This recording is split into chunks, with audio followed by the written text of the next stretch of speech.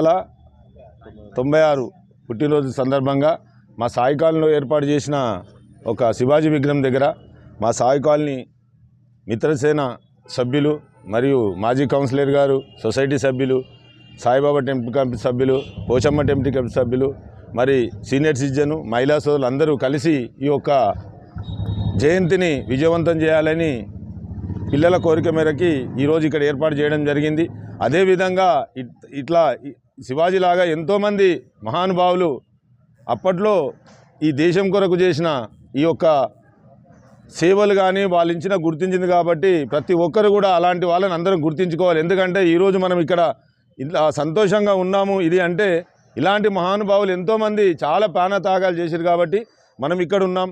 ఈరోజు కూడా మనం ఇక్కడ చూస్తూ ఉంటాం, ఇలా పొద్దున్న లేచి ప్రశాంతంగా మన డ్యూటీ మన ఉద్యోగాలు చేస్తూ ఉంటాం. కానీ అక్కడ ఆర్మీలో చూస్తూ ఉంటాం, వాటర్లో పాములు తేళ్ళన్న కూడా రాత్రి మగలు మన గురించి క్షమిస్తూ ఉంటారు. కాబట్టి ఎన్నిసార్లు వాళ్ళ గురించి మనం చెప్పినా మన యూత్ కానీ మనోళ్ళకి మరి ఎందుకు శ్వాసం ఉండదో కానీ అలాంటి వాళ్ళ గురించి మనము కష్టపడి ఇలాంటి కార్యక్రమాలు చేసే రేపు రాబోయే తరానికి కూడా ప్రతి ఒక్కరికి కూడా హిందూ అంటే ఏందని తెలిసే విధంగా అందరూ చేయాలి. యువతలు లాంటిది రావాలి.